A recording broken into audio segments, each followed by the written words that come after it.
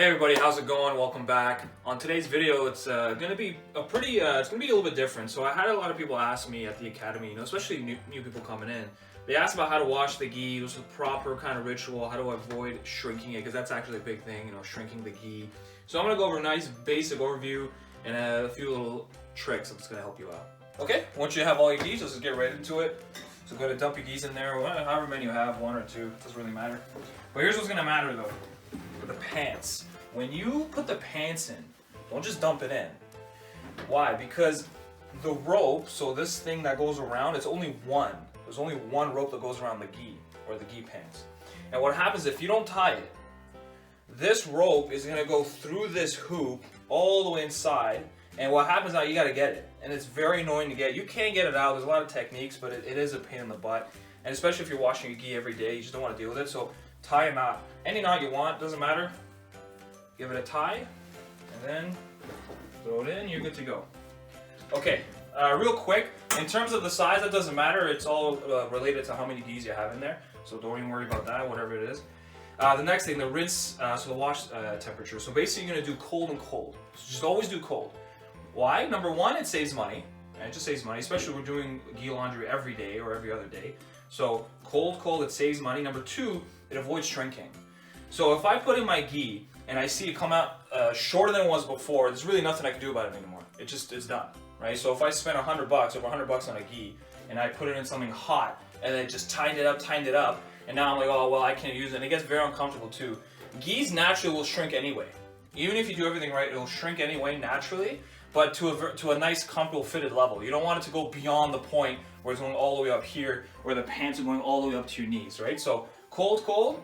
In terms of the spin cycle, that doesn't matter really. Delicate, hand wash, I just put it on regular and then just turn it on. Okay, so let's get into what you're gonna actually wash these things with. So really, you can use any detergent you want, it doesn't really matter, right? But I would recommend for convenience is to get this design. This is a really cool design. I'm sure most of you guys know about it anyway, but essentially what it is, it's like a tap water. So you like lean it over this way. We put it inside our like our cupboards.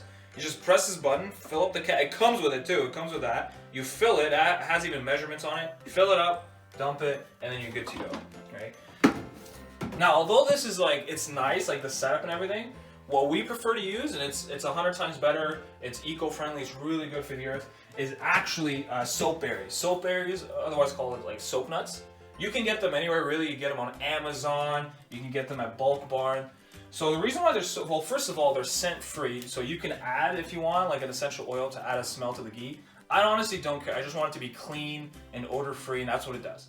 What happens is when water makes contact with it, it creates soap. It's actually really, really cool. You can put it in your hands, put it under the tap, and actually see it create soap. It's actually really awesome.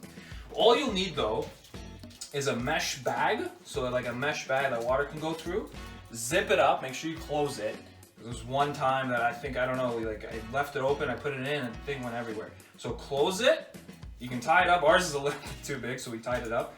But essentially, you put about, it depends on the size of the wash, but I generally put anywhere from 6 to 10. Now, here's the cool part about it, is that I don't have to touch it for a week. All I do is I wash my gi, I open it, take the soap berries out, put them to the side, and that's it. The next night, I come back in, put them back inside, put my gi in, set it up, and wash. It's so easy. And after about 1 week, you can throw in your compost and you're good to go.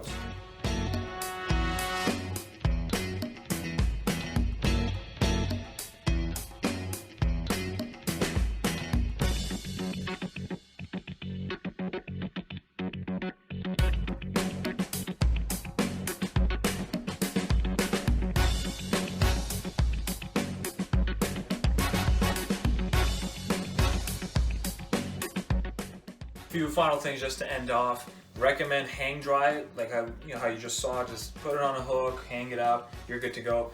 I would avoid putting it in the dryer. Don't put it in the dryer. If you put it in the dryer, it's gonna come up really short. And like the only reason I can imagine is because the gi came in really, really big and needed to get a little bit tighter, and that's fine. But for the most part, hang dry, you're good to go. It'll last much longer too. When it comes to the belt, you really don't have to wash it every day. You really don't. Once a week, once every other week, you're good to go. It doesn't really carry or smell like the rest of the gi. It doesn't get as soaked as the gi. It's totally fine. But if you're really that worried, you can. And thanks again for watching, guys. I'll see you guys on the next video.